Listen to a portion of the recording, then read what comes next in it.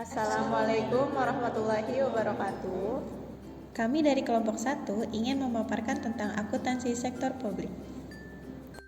Pada mata kuliah Akuntansi Sektor Publik dengan dosen pengampu Bapak Sabta Setia Dharma SEMAK. Sebelumnya kami ingin memperkenalkan diri. Nama saya Aditya Raka. Nama saya Breza Maulana. Nama saya Naila Izati. Nama saya Teti Dewi Dianti. Nama saya Tracy Sugiarto. Yuk langsung saja kita mulai.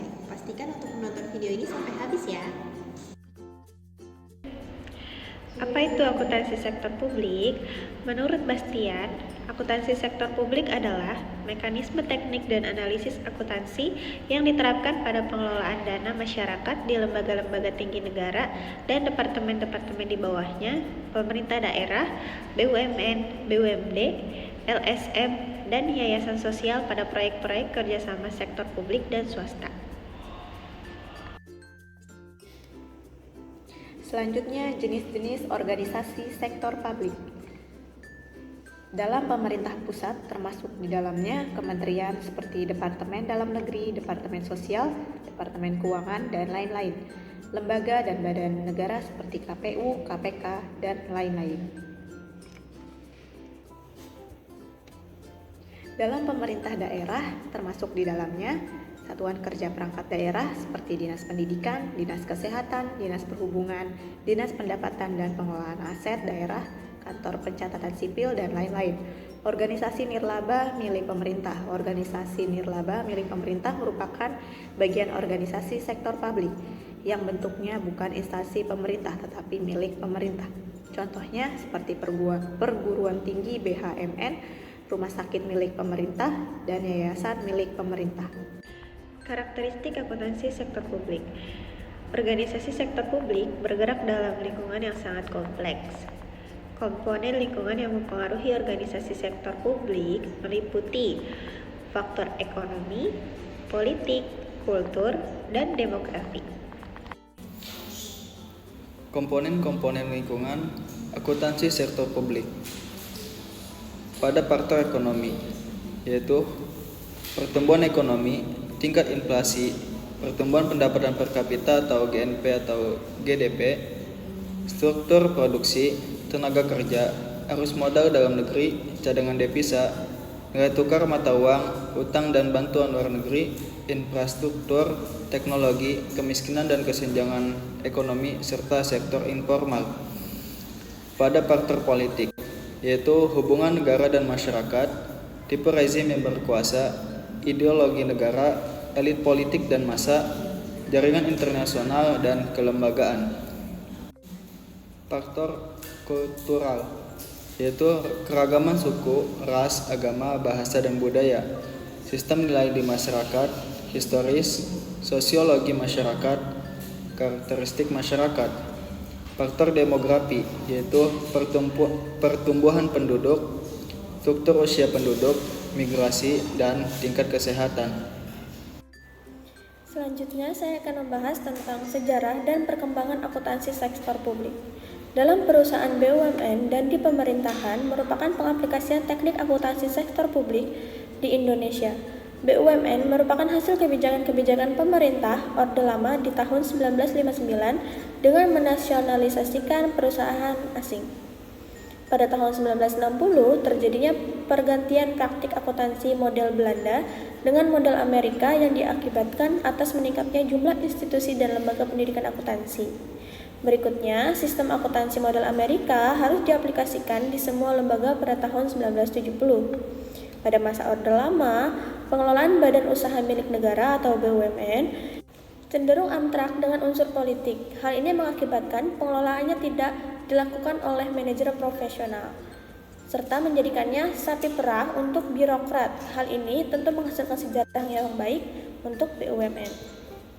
Selanjutnya, pertengahan 1980-an muncul inisiasi untuk membentuk ekonomi yang kompetitif dan berorientasi pada pasar, praktik akuntansi yang profesional. Inisiasi ini muncul dari sekelompok teknokrat yang peduli atas reformasi akuntansi dan ekonomi. Pada 1990, awal merupakan tahun atas munculnya tekanan untuk adanya perbaikan kualitas laporan keuangan karena adanya skandal. Tahun 1997 merupakan tahun hancurnya sendi perekonomian Indonesia karena adanya krisis ekonomi. Periode ini berlangsung tahun 1997 sampai 1998. Dengan kejatuhan angka rupiah, hal ini juga memberi tekanan lebih lanjut kepada pemerintah dalam meningkatkan kualitas laporan keuangan. Selanjutnya, tujuan akuntansi pemerintah. Yang pertama, memberikan informasi yang diperlukan untuk mengelola secara tepat, efisien, dan ekonomis atas suatu operasi dan alokasi sumber daya yang dipercayakan kepada organisasi. Tujuan ini terkait dengan pengendalian manajemen atau manajemen kontrol. Yang kedua, memberikan informasi yang memungkinkan bagi manajer untuk melaporkan pelaksanaan tanggung jawab pengelola secara tepat dan efektif program dan penggunaan sumber daya yang menjadi wewenangnya, dan memungkinkan bagi pegawai pemerintah untuk melaporkan kepada publik atas hasil operasi pemerintah dan penggunaan dana publik. Tujuan ini terkait dengan akuntabilitas atau accountability. Ruang lingkup akuntansi sektor publik. Yang pertama, ruang lingkup akuntansi sektor publik merupakan lembaga yang menggunakan anggaran publik. Itulah alasannya. Pertanggungjawaban lembaga atas penggunaan anggaran masyarakat ini yang membuat lembaga-lembaga tersebut wajib melaporkan keuangan dalam sistem akuntansi ini. Ruang lingkup dibedakan menjadi dua jenis. Yang pertama, akuntansi pemerintah. Data akuntansi ditunjukkan untuk memberi informasi tentang transaksi ekonomi maupun keuangan pemerintah kepada pihak eksekutif, legislatif, yudikatif, dan masyarakat. Yang B, akuntansi sosial. Masuk dalam lingkup akuntansi khusus yang diterapkan pada lembaga seperti makro yang melayani perekonomian nasional.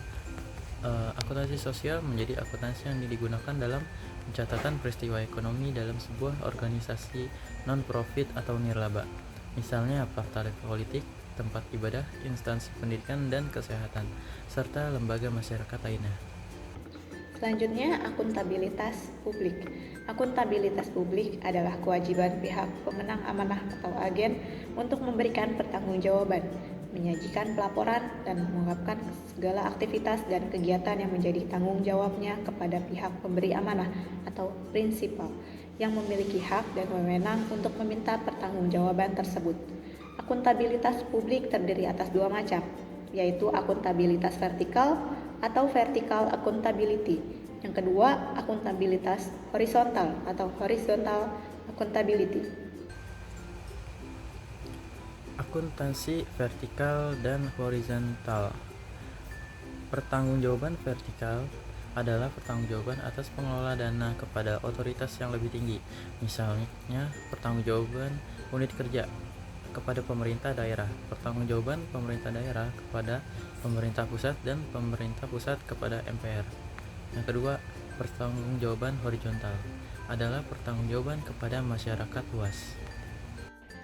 Kesimpulan dari materi kami, yang pertama, akuntansi sektor publik adalah mekanisme teknik dan analisis akuntansi yang diterapkan pada pengelolaan dana masyarakat di lembaga-lembaga tinggi negara dan departemen-departemen di bawahnya, pemerintah daerah, BUMN, BUMD, LSM, dan yayasan sosial pada proyek-proyek kerjasama sektor publik dan swasta.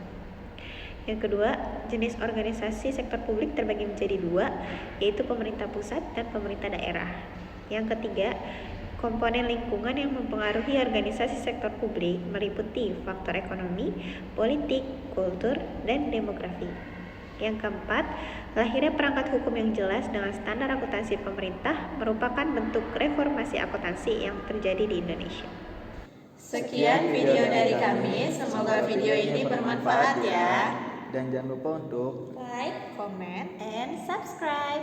Wassalamualaikum warahmatullahi wabarakatuh.